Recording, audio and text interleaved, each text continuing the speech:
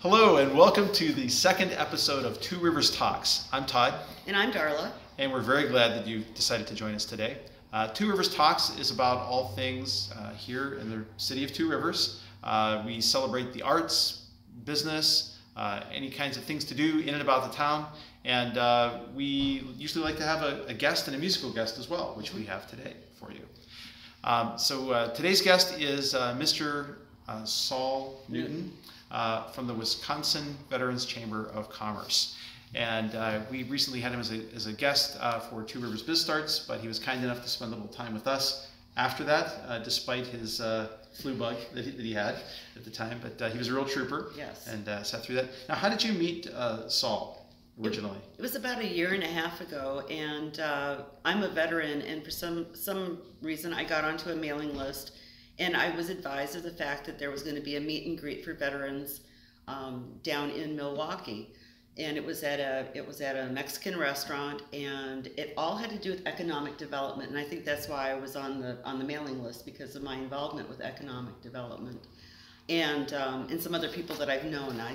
Somehow he found out about me, so I went down and I met him, and I was really impressed. He's a younger guy. He was in the military for a while. He got out. He started the Wisconsin Chamber of Commerce for Veterans all by himself. He originated it. Yeah. He originated it. Which is amazing. And right? His events are phenomenal. So I mean, he really is a workhorse. But he was very, very dedicated, and he had a lot of help from volunteers. And so I got to know him, and I've been to several events through the chamber, and I kind of got him hooked up with Two Rivers Biz Starts, because he would be the perfect person to talk to. And he was. You know. Yeah, yeah. And for veterans, and we have quite a few in our area. So we're going to hear from him a little bit later in the show. And in fact, if you're interested in seeing the full video of his presentation at Two Rivers, just check out the Two Rivers Biz Starts Facebook page where we have it posted up. Easy to find, and he's got a lot of great insights, whether you're a veteran or not, just about starting a business. But in particular, if you are a veteran and you're contemplating starting up something and being in that world, that's the way to go. Right. Cut. Okay, so we'll just cut to the events. No, let's cut to. I'll introduce the fact that Kevin's going to be on. Oh, okay, great. So we're really glad that we got footage of Saul Newton.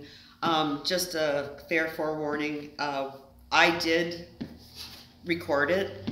And no, it's not your eyes going bad. It's operator headspace, because Darla doesn't know how to use her camera really well yet. I think the camera's possessed, actually. It just honestly randomly goes out of focus for us, so we'll have to work on that as a future to-do item. Yeah, work in progress. But the thing is that it's a very valuable interview, and absolutely worthwhile. Just understand that there is a little bit of a video glitch, but it's still watchable, and we hope that you do. So I take full credit and responsibility. I do.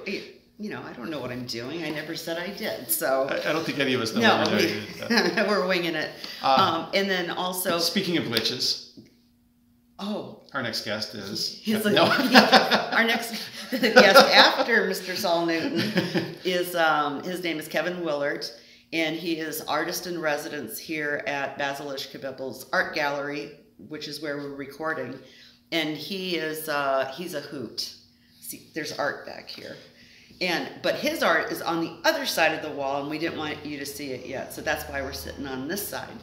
But anyway, so Kevin will be with us, and he was born and raised in Two Rivers, and he's been doing phenomenally well. He's a great guy. Love his art, and we're eager to talk to him about his interests and what he likes to do. And I understand there's a joke he wants to tell us at the end. Maybe we'll put it in the blooper reel at the end. We'll put it on the blooper. We'll see if it's safe for work.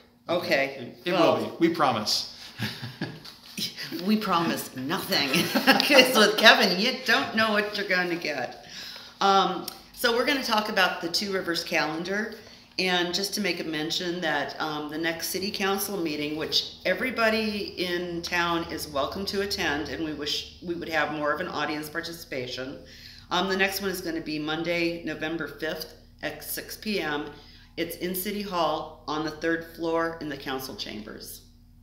Very good. And then, of course, speaking of government affairs, general election is coming up.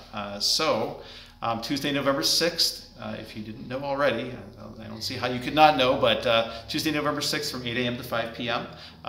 You can visit the City of Two Rivers website for more information on polling locations. Correct. You know, this is an opportunity to get to know the candidates better before you go to vote. Go to the city website to watch a video of the Manitowoc County League of Women's Voters Candidates Forum that was held on October the 11th. Right. And I was there, and we had all of the candidates. They all showed. And it was, it's definitely worth watching and hearing their views because they were answering questions from the audience. And typically, that's probably going to be the same type of questions that you have and would like answers for. And it's part of our civic responsibility as citizens of the United States. It is. So, yeah. So make sure that you have an opportunity to do that before the 6th. Veterans Recognition in Two Rivers is going to be on Friday, November 9th, and it gives an opportunity for veterans, especially like members of the VFW and American Legion, to go and visit school children and to show them that patriotism still lives. Great opportunity. It is. Right. And then other Veterans Day Observance is going to be held on November the 11th at 11 a.m. in front of the Civil War Memorial right over here in Central Park. There will be a Two Rivers Police Department Honor Guard, flags from all 5 branches of the military, bell ringing, like Christmas bells or no, it's like a bell ringing. It's in a memorial. Oh, yeah. Oh, of course. A short speech followed by a prayer, playing of taps, and the flag will be lowered to half staff along with a 21-gun salute. Right. So, and that is on the 11th, and please attend. It does make our veterans who show up for this event feel support. That's great. It's a very solemn observance. It is very solemn. Yeah. There's the Helping the Neighbors food drive and open house, and that's going to be November 13th from 1 to 4:30 p.m. at the Two Rivers Electric Department office. If you donate 3 non-perishable food items, you can receive either a free LED light bulb or energy-efficient LED Christmas lights. So I think that's pretty cool. That's a good deal. And just go to the Two Rivers, it's Two Rivers Water and Light website, and they will have more, there will be a link for more information. Great. Convenient utility bill payment is now available. They're now offering automatic payment and payment online. Correct. And you can go to the utility website for more information. Right, and also the city website. Now, right now, Two Rivers Main Street is selling a calendar, which is a raffle calendar.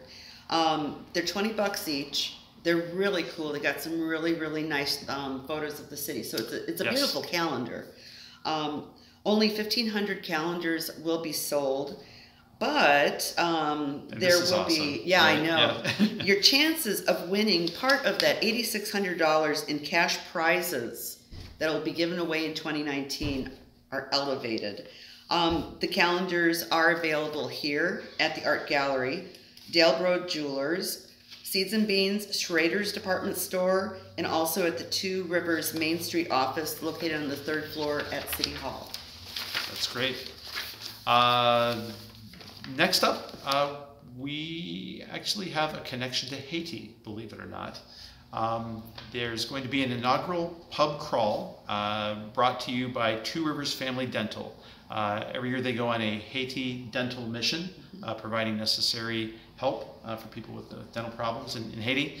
And it's going to be kicked off Saturday, December 1st at Lee's Never Inn, 1019 17th Street, Two Rivers. And the check-in's at 10 a.m. and the event starts at 11 a.m. There'll be a 50-50 and bucket raffles and silent auction, prizes, drink specials, so it'll be a great time. You can pre-register for the event for $30, and the price will be $35 on the day of the event. So be sure to pre-register, save a few bucks. You can drink a little bit more. Yes. And you can pre-register by November the 16th in order to assure your shirt size. You make checks payable to the TRFD Missions drop-off or mail it to Two Rivers Family Dental. You can find out a little bit more about that on the Two Rivers Family Dental website or on their Facebook page. Right, and that's in the doobly-doo. Down on the doobly-doo. In the comments in the doobly-doo. Before you get to the comments, there's the doobly-doo. You'll get it eventually. Just take a look down below. Tech terms. There's going to be the first annual Christmas Bash. It's a free event at the Two Rivers Community House. It's going to be on November 10th and 11th from 10 a.m. to 3 p.m. And it's going to be vendors, crafters. Erin Cusick Photography will be there as well, and she will be running a $15 photo special during the event. So go and check that out at the Community House. And then we have a number of items that are coming up, events that are coming up at the Leicester Public Library, including Food for Fines, November 1st through the 17th. So this is already underway. You can get $1 off your library fines balance for each non-perishable food item that you bring into the library. That's a really nice thing to do. I'd have to empty out my pantry. There you go. It's a good way to do it, right? Yeah, exactly. Oh, and just remember, make sure that anything you bring in is not expired. Right. So just had to throw that in. Because that's just nice. It's just nice. Now, at Leicester Public Library, some of the events that are coming up for adults include Strictly Fiction Book Club, Book Discussion Group. This sounds really super interesting. Local History Alive, Writing Spirit of the Rivers, and that's also a teen program as well as an adult program. They're going to have a card making class. There's Genealogy Club will be meeting, and also, and this I'm kind of interested in finding out more about, Cool City Writers. Oh, nice, because we are a cool city after all. And we're very cool. All right. The youth programs, there's four that you should be aware of. First Step, Storytime, Jumpstart, and Baby Garden. Correct. So for more information about those, visit the Leicester Public Library website. And then for teens, some of the programs that they have for them, this I think sounds really cool. It's Hot Wheels Arduino labs. Arduino labs, yeah. So you work with the little circuits, and you can program them to do different things. Right. Yeah. Right. Nice. And I think it's not only fun; it's a really good learning experience. And so, kind of, if you have a teen, maybe kind of really emphasize the fact that you will have the time of your life doing that. Exactly. So, and besides that, there's also going to be teen do-it-yourself holiday, and they're going to be making mini buttons. Like little. I think, like with Joey Ramone on it. Yeah. Well, fun. probably not for them. I don't know. For me, I'd probably make a Joey Ramone. And then also, there's going to be TR Teen Night, late night at the library. So that'll be coming up pretty soon. So check out the website. Sounds like a movie. I know, it sounds scary. Late night at the library. Moving right along, the Two Rivers Senior Center has a number of events coming up as well. The Honoring Our Veterans fundraiser continues through November 16th. The Trust Car Driver volunteers are needed. They need some. Oh, so they're looking for car drivers to help seniors get around in town? Right. Okay. I didn't type that very good. Well. They need help. I needed help too, but in a different way. There are energy assistance appointments available, so you can call now to set up available dates. The dates are November the 27th, December the 11th, and January the 15th. And there are also some recurring events that are coming up. The Bowling League at Rudy's Lanes, Wednesdays at 9:15 a.m. Not p.m. Bingo, Tuesdays and Thursdays at 1:15 p.m. Zumba, gold seated. I have no idea what that is. What it is that you're doing Zumba, which I'm not gonna show you what that is because it's kind of embarrassing. Okay. Well, they cleaned it up a little bit. Oh, but good. You get to do it while you're sitting down. Right. So it's like seated yoga. It's just a lot. Oh, okay. Zumba, gold seated, Mondays at 1 p.m. And then Drumming for Fitness, Mondays at 2 p.m. Correct. And then there's an upcoming trip as well. Senior Center members are going to New York from November 8th through the 16th. Probably catch the Broadway shows. Probably. See the sights, go to the Empire State Building. Times Square. I want to go as a chaperone. That's got to be a hoot. Okay. Very good, very good. This week we're going to be talking a little bit about Two Rivers schools. And I'm excited about this. Both of my kids who are out of high school and one of them is out of college were very involved in the musicals over at TRHS.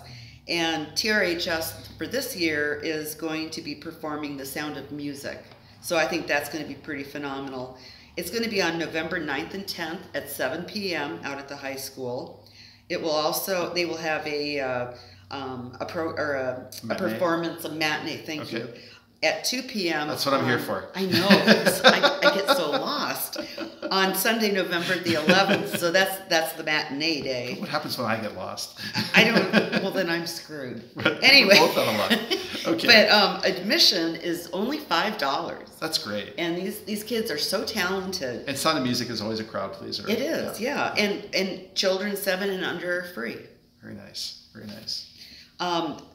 At the high school, they are now holding a Cerrugi's candy bar sale, and that is to help raise money. It's a fundraiser for European travel, so that's definitely worthwhile. And Cerrugi's is awesome. And, oh yeah, I think that's the best fundraiser ever. Yes. I eat a lot of Cerrugi's. I have too. Yeah. McGee Elementary and Koenig Elementary are going to be having their picture retake days. McGee's will be on November the 6th, which is a Tuesday, and Koenig's is going to be on November 7th, which is a Wednesday. So if your child was making goofy faces, they the original, wouldn't do that. Oh yeah, they will. No, I find that Been there, all done that. Golden children. They would never do something so mischievous. What parallel universe do you live in? That remains to be seen. A parallel universe. And also for the schools, for sports, I just wanted to make mention that on Thursday, November 8th, L.B. Clark 8th grade boys basketball is going to be at Horace Mann in Sheboygan. And on the same day, L.B. Clark 7th grade boys basketball will be at home. Lots of hoops. Okay. Hoops. Yeah, that's an okay sport. Anyway, I'm not even going to go there. The last thing about schools is the book fairs. And the book fairs at L.B. Clark, McGee Elementary, and Koenig Elementary will be running November 12th through the 16th. And I know that we always made a lot of purchases during book fairs when my kids were small. It's you get some really good deals. They've got some, it's not just books, there's educational tools that it's just so many different things to take advantage of that through the school. Sounds like a great opportunity. And it is. Great. It is. So I think that's all our announcements for this 2-week period. Yes. Please come back again. We'll definitely be having these updates for you regularly as we shoot more episodes. But now on to our guests. And that's going to be Mr. Saul Newton. So we'll be back in just a moment. Hello, everybody. We're here with Saul Newton from the Wisconsin Veterans Chamber of Commerce, and he's just been a guest of the Two Rivers Biz Starts group out of the Leicester Public Library, and he's agreed very graciously to spend a few minutes with us talking a little bit about his organization and how it helps veterans. And we thought it would be a great opportunity to learn a little bit more about how veterans can start up a business and what kind of resources may be available to them. Yeah, so really glad to have you here. Welcome. Thank you for having me. I appreciate it. Yeah. So tell us a little bit about how you got started with this concept of a chamber of commerce for veterans at the state level. That's very interesting. It really was a strange confluence of events, but it boils down to I was looking for resources that weren't available. I got out of the military in 2012, just about 6 years ago, and like a lot of veterans, I used my education benefits and went back to school. And I finished up with school and was trying to figure out what my next step was, how I was going to once again transition. I had already transitioned from the military back to kind of a higher education environment, but how to transition into the professional world. And there's a line that I heard a couple of months ago, which I've now adopted and frankly stolen, which is the military has the best alumni network in the world, but the worst alumni association. There really wasn't a resource that was available to help veterans kind of reestablish that professional network and do the things that you do when you're trying to start a professional career, right? Make contacts, get to know an industry, or get to know a company or a business. And so I looked around and I saw that there were comparable organizations for other groups, but there really wasn't anything available for veterans. And so I decided to start one. I put together, I looked at what was available, and I decided that a Chamber of Commerce was really the best option because it has such applicability to various different types of business community connections, I guess. There's Chambers of Commerce can play a very critical role in terms of entrepreneurship and business development and starting and growing businesses. They can also play a very important role in terms of workforce development and helping businesses attract and retain the best talent. They can be a convening space for the community as a whole. And really, I view Chambers of Commerce, whether focused on population like the Veterans Chamber or local Chambers of Commerce, as ecosystem builders. We are the platforms that can bring these disparate, kind of disconnected groups and entities together around a common mission, around a common goal and purpose. So now you said that you started the group around 2015, is that right? That's right. And I mean, you've achieved some really amazing successes so far. How many members did you say you've got? We have closing in on 250 members. You'll have 250 tomorrow. Yes. Yeah. Yes. Because I'm an entrepreneur now, so Okay. Yeah. I qualify. We'll get you added right away. We grew extraordinarily quickly. In our first year, we had 100 members, which is just an astronomical growth. And that speaks to like the hunger within the veteran community for a resource like this. Absolutely, yeah. And it was really surprising to me that, as I was starting this up, there aren't a lot of organizations out there like this across the country. Wisconsin is one of the only states that has a veteran-focused business organization. And it's really mind-boggling to me because historically, veterans have been incredibly fundamentally involved in the economy. Going back to World War II, when 49% of returning veterans went on to start their own business. Yeah, you were sharing some of those statistics with us at the BizStarts event tonight. It was amazing. It's things that the veterans literally built the American middle class, and that entrepreneurial kind of characteristics and spirit has remained a hallmark of veterans, no matter which era they serve in, no matter which branch they serve in. But there really hasn't been a focus on providing resources directly to veterans and military families. And what we're seeing now is that there really is a hunger, and there really is a need, frankly, for organizations like this. There's things that there are a lot of business resources out there.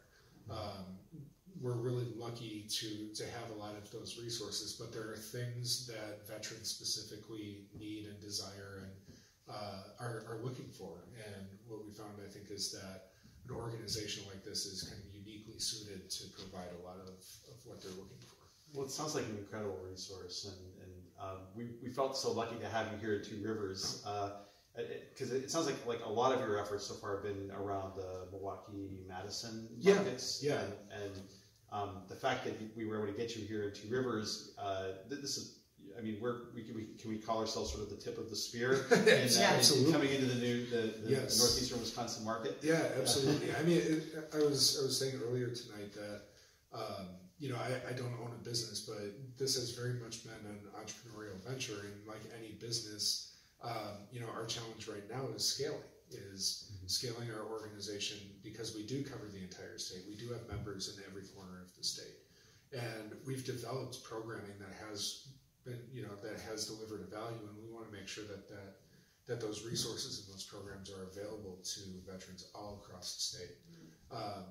Part of the reason that we've been very deliberate about how we've expanded is because we didn't want to stretch ourselves too thin. We didn't want to overextend ourselves.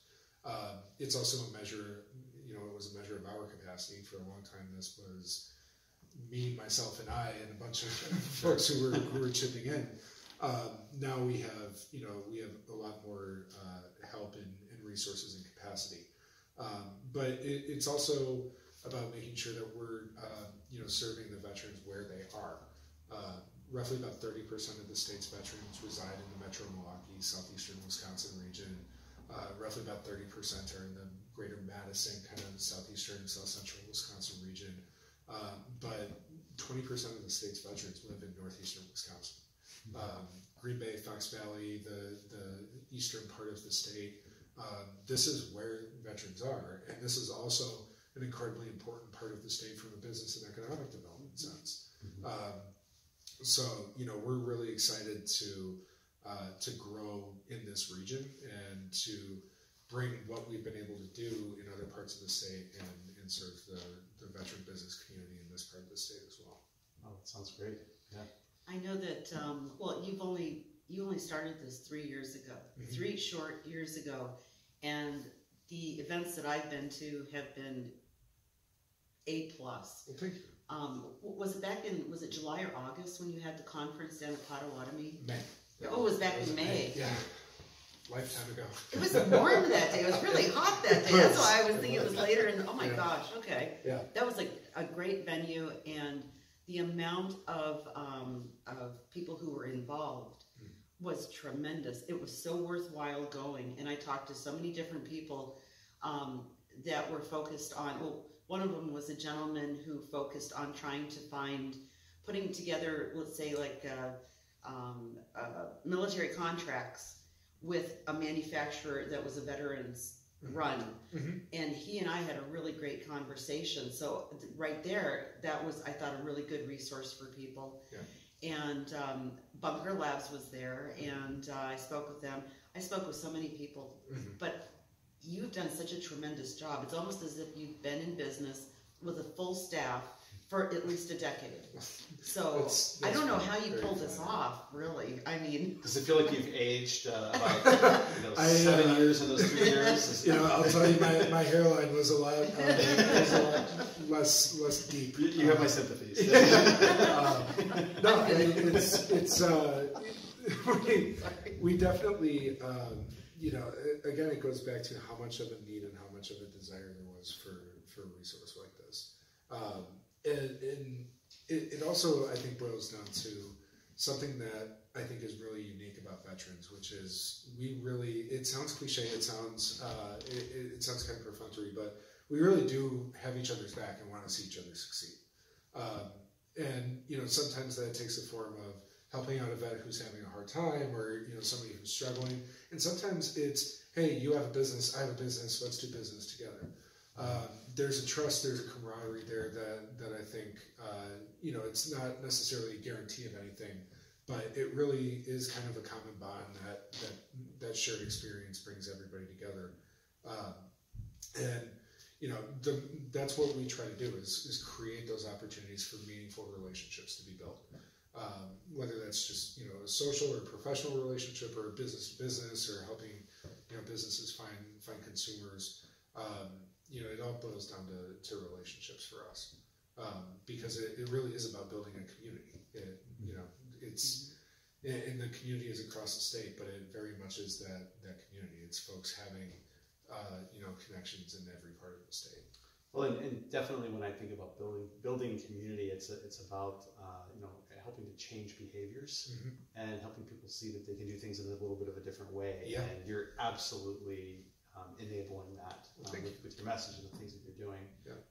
How can a veteran get in touch with you if they have an idea for a business or they want to learn more? Yeah. Where can they go? They can check out our website. Our website is www.wyveteranschamber.org. Okay, we'll include it in the show notes as well. Yep. All of our contact information is right there. They can see what programs that we offer. We offer about 21, 22 different programs. And they can also find out how to become a member right there. So we would love to have them as members. And I'd like to say that whoever it was, who's your mojo daddy, who did your website, well, that's the name of my website too. It is Mojo Daddy. Oh yeah, So, yeah. Mr. Patrick McKenna, yes. Yeah. They did a tremendous job. Thank you. And especially if you're looking for a specific service in a specific area of the state, and just being able to do that, and to, you know, it's like a drawdown, and then you can, it's like earlier tonight you were talking about, if you want to find like an attorney who is veteran friendly or is a veteran himself, the way you have your website set up is really, really nice. Well, thank you. Really nice. Thank you. And I wanted to say that when we did our first official episode, which just aired at 3:30 this morning because I couldn't sleep, we really were talking up the fact that you were going to be talking this evening at Biz Starts, and I referred to you basically as one-stop shopping for veterans. And you are bringing all the bits and pieces together, all the pieces of the puzzle. And what's nice, from when I got out of the military, which was in '87, there were things out there for veterans, but nothing like today. Right. There's such a focus, but it is kind of scattered. So you're bringing all these fantastic opportunities into one place where the veteran can see the broad picture. Yeah. And that is huge. Well, that's really meaningful and flattering to hear that, because that's what we're trying to do. I think sometimes veterans, and one of the things that motivated me to start this organization is sometimes veterans get kind of stereotyped by the challenges that some veterans face, and it becomes kind of the first thing that folks think of when they think of a military veteran. And what we really try to do is empower veterans so that they can be as successful in their post-military lives as they were while they were serving in the military. Being in the military was one of the most meaningful and rewarding things that I've ever done, and it's an experience that I really value. But I'm not done yet. I'm definitely, there's a lot left to do, and I think that the more that we can make sure that every veteran in Wisconsin that has access to the resources that are available to them, that has the ability to develop professionally and start a business or go to work or go to school, they're really capable of amazing things, and I really hope that we can be a small part of what empowers them to do that. I do have a question. It was supposed to be this month in October when we were going to find out if the CDBG close was going to be accepted by HUD up in Washington, D.C., and that has been postponed. I was in Washington, it was back in July, and I actually went to HUD and I talked to the deputy director up there about the CDBG close. So what is the CDBG? That is Community Development Business Growth. Okay, thank you. I think. RLF, it's revolving loan fund money. Yep. And that would be so nice if some of the money that our communities in the state will break loose so that we can use it, especially if we're starting or helping people start new businesses. Yeah. And I know that they've done it down in Illinois, and they seem pretty responsive to it here. So I think that once that breaks loose, and I think that right now it's been pushed out about another 2 months or so from what I understand, if that passes and the money that is in that fund that pretty much all communities have, that's going to open up some funding for not only veterans but civilian citizens as well to become entrepreneurs. So defederalization, so just keep your fingers crossed on that one, because I know the first time you and I had talked, we had talked about my idea for veteran startups. This would make it a lot more possible. Yeah. And so I've got my fingers crossed, and they seem amenable. And, but I mean, and I think that we've kind of reached a point, especially here in this area, we had several large employers where everybody went, they are gone. And I think it's finally occurred to us that, these large places did not start off large. They didn't just plop down in the middle of the cornfield in the middle of the night.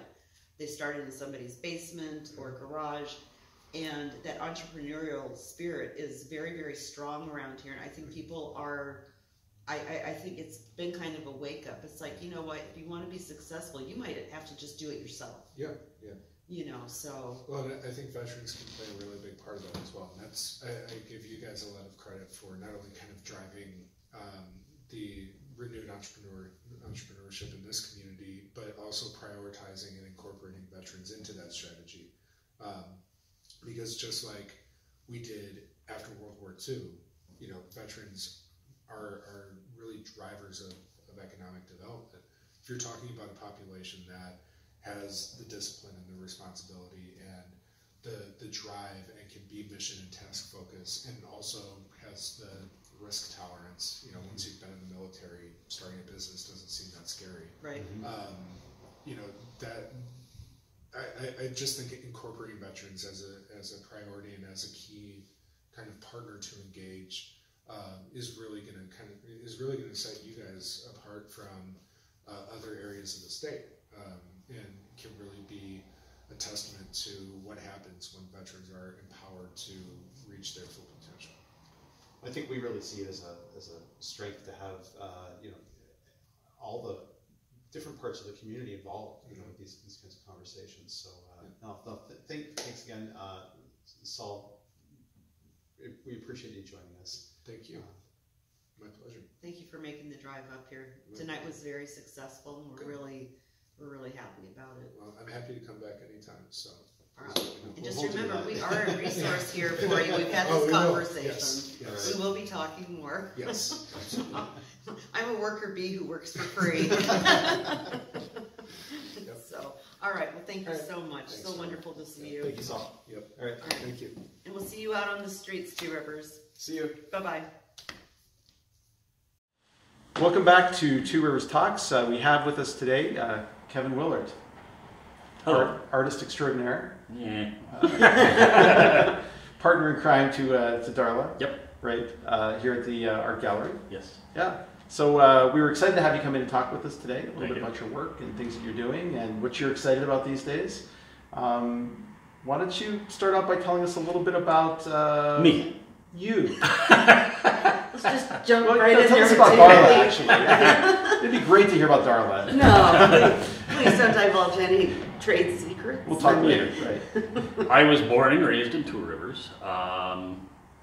Most of my family was, I guess. We should have been. Or in the area, anyway.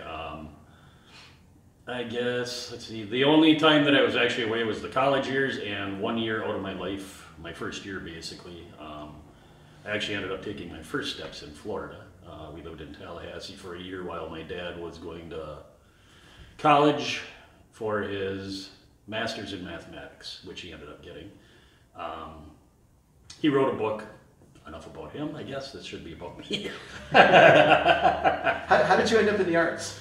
Always was an interest. My grandpa was real good at art. I always wanted to be that good at art. And what kind of art did he do? Mainly ink work, paint work. He was actually supposed to get a job during the Depression for Field and Street magazine, and he turned it down because he had a job working for the railroad in Oshkosh, Wisconsin, and he didn't want to pick up the family and move them to Chicago on a whim because he didn't think being an illustrator for a magazine would pan out. Little had he known, Grandpa could have probably done some pretty fantastic work. But. So I think when the gallery first opened, I saw that you had a few of his pieces. It's still here. Right? We leave it in the office just as a homage to my grandpa, I guess. So okay. Kind of neat. And I wanted to be as good as my brother Mike. He's real good at art. My mom is fair at art. My uncle Ken is fantastic at art. His wife is fantastic at art. So there's nothing at all genetic about this? No, never. Okay. No. And my grandpa's aunt, who is related to Jesse and Frank James, her name was, no, I can't think of her name, Lou James. She was good at art too, and I have one piece of hers in the office also. She did some deer. They look really cool. So there's this family tradition of, yes. of art. Yep. And the arts. So you were bitten by the bug rather early on? Yeah, probably a stink bug, if anything. Yeah. What was your earliest piece that you did that you would speak of? That I can remember doing? Yeah. Well, the one that I can remember my mom holding on to, and I just got it back last year, was just this corny thing I did in grade school. And it was, you had to come up with a word and fit it into a design of whatever the word was. And mine was train. I had it on a track, and the words actually made the train. Very nice, very nice. Kind of neat. And then now, how did you end up meeting Darla to, this is not going to be an embarrassing story, right? No. Right? Okay, good. No. Well, we were in Swaziland, and but actually my brother married her sister-in-law, so we've known each other for many years, but really never got to know each other till the last few, actually. And we had talked about this last year at Fish Derby. I think so. I think it was at the Fish Derby. About doing an art gallery, or just something in general. It was. We need to do something. Yeah, something had to be done, and then I kind of actually forgot about it after that. But I just remember just coming across one of your posts on Facebook, and it was a post of one of your paintings, and I had no clue that he was a painter. Oh, I had no clue. And first question out of it, and that's I think where the genesis of it was. Oh, well, where do you show your work? There's like no place around here. Okay. Well, if you go to any of the local bathrooms, you'll find it. But I just remember, I'm afraid of. Yeah. But I just remember being shocked, and that's I think when I first became aware of the fact that there was a lack of places for people to show their work. Yeah. And it kind of just grew from there. But we do have, we would see each other at like weddings and funerals. Yeah. That's kind of like that family, family time. So, but we did not know each other. Well, it's such a neat association, because now that the gallery's open, I know some of your pieces are up here, and we're gonna see some of them eventually. We're gonna take some shots here and hopefully show them as we're having the interview. But sure. Would love to hear about some of your portrait work. Can you tell us maybe what actually started in that vein, and maybe some of the famous ones that you've done? I guess what I started doing, and it all came to the forefront once I started doing like Mantle. I've always been interested in some of the old classic baseball. He's gesturing up here to the wall where that's over here. You can't see it, but I can. But I always loved the old baseball cards, and I actually did another one that's actually quite a bit older. The original card, I think, was it was either 1909 or 1919. I can't remember the exact date, but the guy's name is George Mcbride. And I just thought it was funny they actually made a card of this man, because he holds the worst batting average of any baseball player ever. That's kind of awesome. But he was such a good outfielder, or second baseman, I think he was, and he was phenomenal. He ended up making the Hall of Fame because he was such a good fielder. Okay. But batting, he couldn't hit the broadside of a barn. Neither can I, by the way. So you started out with sports figures. That was your original interest? I've always collected cards, so I've got a bunch of classic cards, and Mantle is one of the best ones out there, 1952, and that's what I just kind of, I did my own little funky thing to it, so. Yeah. It's pretty cool. And I like it. From there, you want to. So if you want it, you can buy it. It will be yours. We're gonna have to charge you for that advertisement now. I get a commission on that. Everybody wants a piece. Always. No, I'm really interested. I mean, you've got some very different styles of, a little bit of pieces here. So you've got some movie actors, Al Pacino, Clint Eastwood. Some musicians, Jerry Garcia, Billy Idol, right? I got Mushroom Head. Keith, you wanted it. Come and get it. Okay, what is Mushroom Head? Because I'm looking at it and I'm vaguely disturbed by what I got. That's Mushroom Head with an abacus. It looks like mini-me, vaguely disturbed, wearing a dome helmet. I think it's like a guy in a hazmat suit, really. With a walk on top of his head. Yeah. Is what it looks like. With a red walk. Hopefully our editor Jack will be able to show a good picture of this. Absolutely. But now the thing is that, I mean, you have very, very close ties to the community. Mm-hmm. And Not enough about your father, if you would explain to the viewers who your dad was. Fritz Willert was crazy. If you got to know him, you would know this. But he was crazy about one thing in general, and it was metric. And he had written a book called My Metric Measurement Manual, and he made a student copy, and he made the teacher's edition. Great book. It was supposed to take off. The U.S. was going to go crazy with metric, and then somebody pulled the plug, and down the toilet she went. Right. So, and he was the principal at what school? He was the principal at McGee School, and he finished out at, I believe, CCK's. Okay. Years.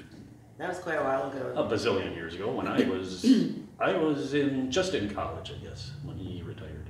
Right. And now you've got how many brothers? No sisters. But No sisters. There is Mike, my oldest, Bob, the second in command. There was Paul, he passed away from spinal meningitis. My brother Chris, Greg, and me, the baby. And you are a big baby. That's why you like me so much. Yeah. Remember how I have to have tissues for you? I have to have tissues for him too. Oh, okay, I see. No, I'm kidding. She just gets me a crying toll here. Quit whining, baby. Drive me a river. Well, I don't know. I enjoy your art, and well, you and I started working closely together. It was back in actually end of May is when we really started on this place. Yeah, and kicked a bunch of stuff out. Just getting the place ready in general. Right.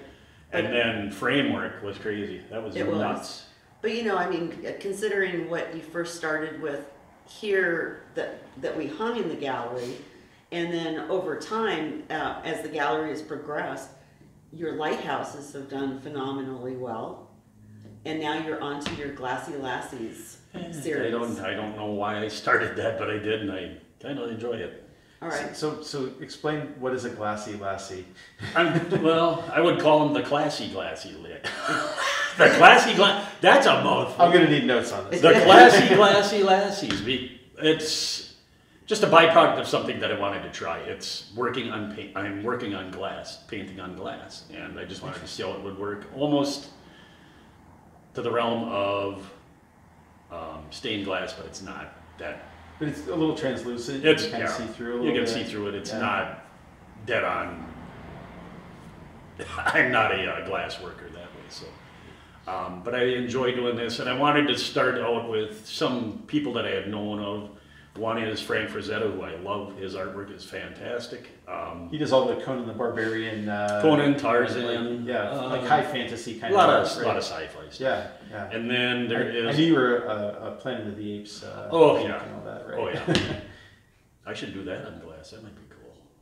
We'll see. Yeah, you'll be up at 3 o'clock this morning doing that. Cornelius! You never sleep. No, I don't. I am lacking in sleep all the time. I just don't sleep.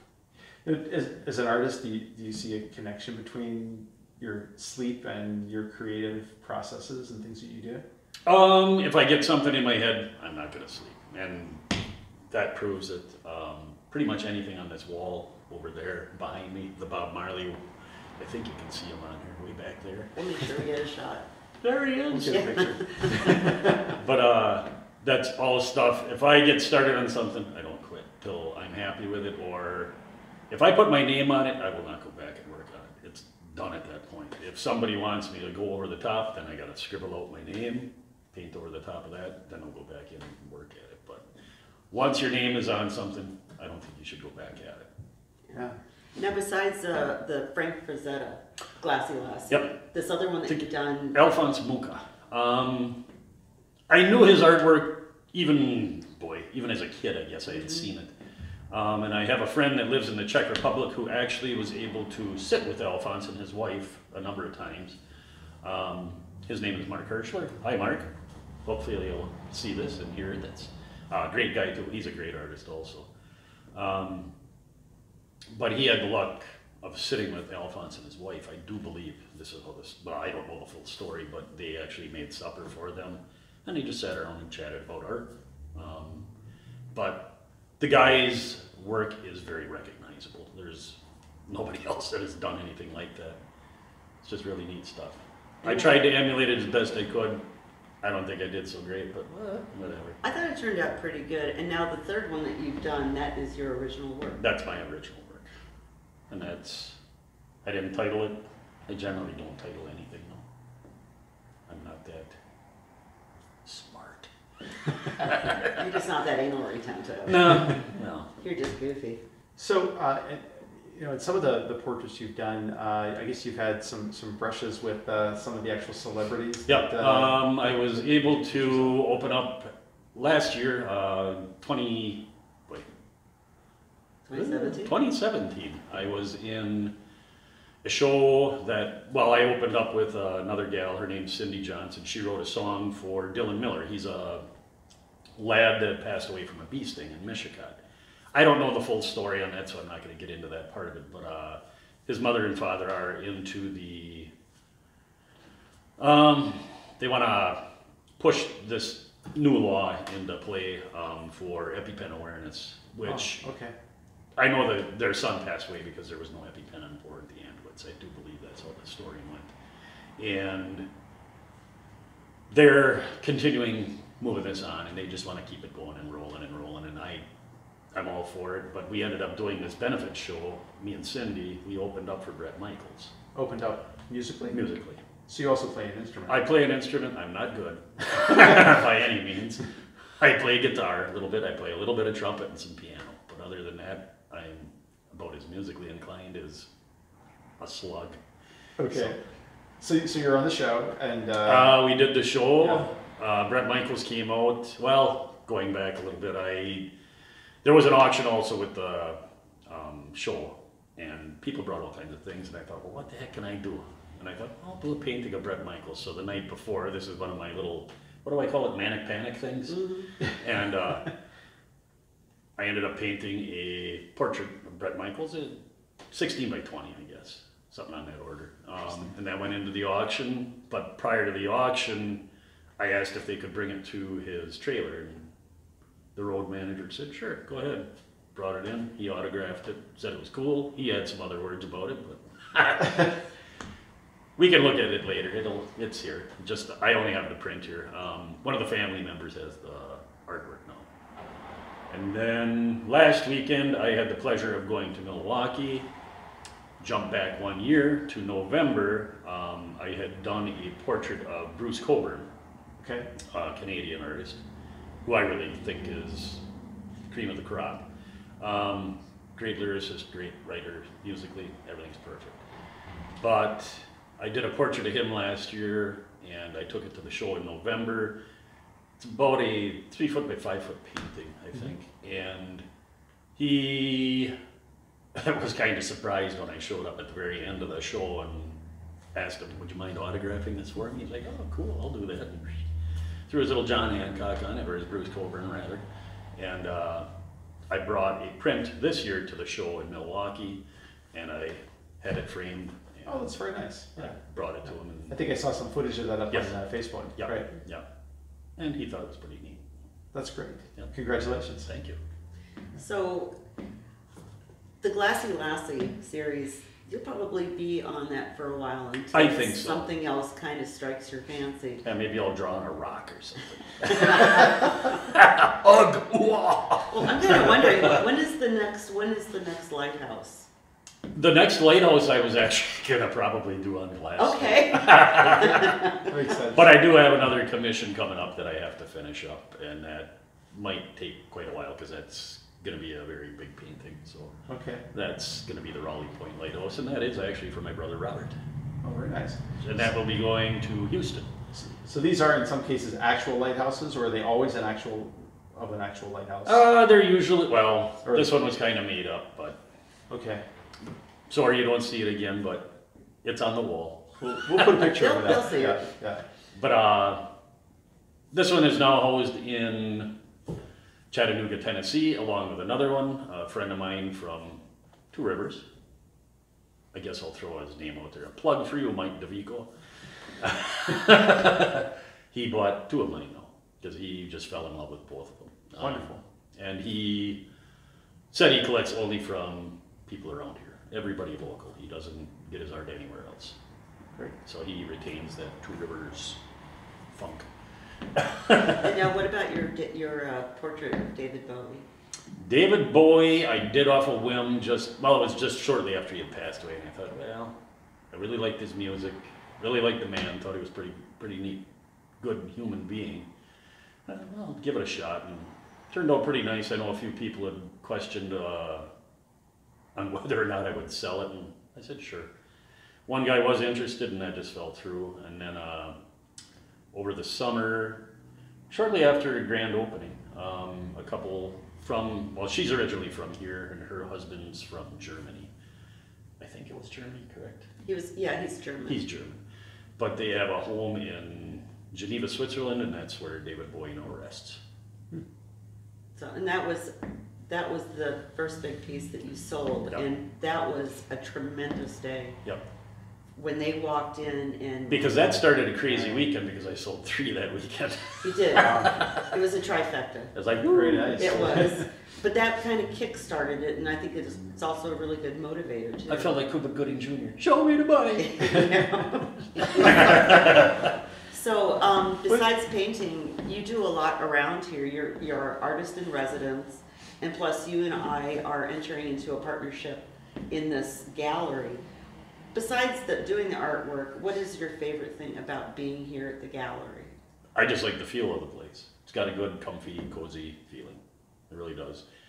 And we have had other people in here, and it just seems a good congregating place. I don't know. Even my brother and one of his friends was here last night. They were practicing some music, and sounded great. And the new speaker system she has here is just out of sight. Crazy stuff. We're looking forward to a lot more events and musical guests and things like that. Oh, absolutely. There's other things that I do too, a little bit of photography. I'm also the editor for the Badger State Archaeological Society. And I thought I'd do a little montage of different points that I had, and then we played around with them on Photoshop a little bit. Got some pretty neat coloring out of it. And I've been doing that since 2003, I guess it was. Found my actual first point when I was a kid. Never thought much more about it. I was always interested. Arrowheads. Yeah. I was interested in stone arrowheads. I thought, yeah, pretty cool, but I never went back and looked for them. But just out of a whim, my wife asked me in 2003, "What do you want to do for your birthday?" And a friend of mine's brother owns property along the river in town here, and I thought, well, I'm going to go arrowhead hunting. And she's like, "Go right ahead." Do what you want, your birthday. And it was January 1st, that's my birthday. And for some odd reason, it was really warm that year. It was like 52 degrees on my birthday. I went out for probably 3 hours. I saw flint chips everywhere, but it's like, whatever, nothing. And right before I left the field, I knelt down, I was looking at something else, and I actually fell backwards and bumped something, which was a clump of dirt about that big, and it tipped. And I could see this little point sticking out of it. Yeah. And I'm like, well, I know what that is. And I flipped it over, and it was this perfect little Snyder's point. And what is the Snyder's point? Without getting too technical about it. Because it'll be lost on us. Yeah. Well, every point has a category. Okay. Time period, and a Snyder's point is, I believe, in the Hopewell period. And Which is about how old? Probably 2,500. 15 to 2,500 years old. So that's a really old arrowhead. I could be wrong. Okay. I'm not a pro at all this. This is not like an arrowhead from the 1800s. No. This is way back. The oldest point I found in Two Rivers was roughly 8,000 years old, and that's called a lanceolate point. I think it's called a Beaver Creek. I can't remember that name either really offhand, but I enjoy looking at the stuff. I don't know. So my wife thinks well, she said it fits you because you have rocks in your head. You might as well have them in a frame too. She knows you so well. Yeah. I did want to quickly mention the fact that that you are the first inhabitant of the share space on the lower level. I'm the only one. Yeah. So far. But how is that serving you? Very well, because that's where I end up doing most of my muckety. So it's pretty cool. Okay, good. I enjoy it. And even we have a side room that I do most of the framing to for a lot of our work here. Great.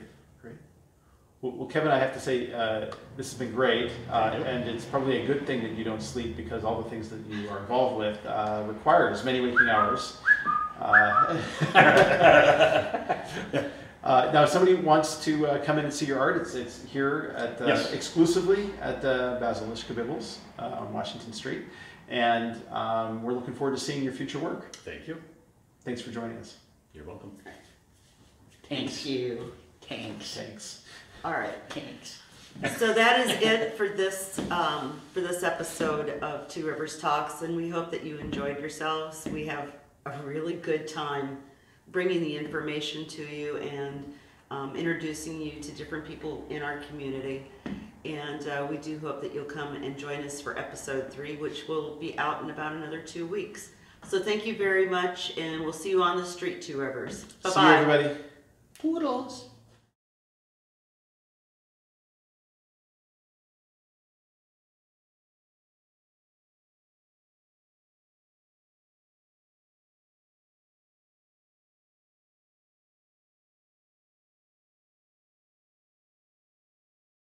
So, Kevin, one more question. Yes. Who's an artist that you plan on emulating next? Emulating or not emulating. surpassing? I plan on painting somebody, not him exactly, but I'll draw a picture of him. You're gonna do a portrait. A portrait. Okay. I would like to do a portrait of Tom Waits. And Oh, very nice. Okay. yeah, we have a little thing in common. We both like to drink. And there's a phrase that he likes to use, and I'm going to use it too. It's always better to have a bottle in front of me than a frontal lobotomy. I told you he'd lose it. High five. I laugh. Sorry, I sounded probably more like Billy Bob Thornton, but Good night, everybody.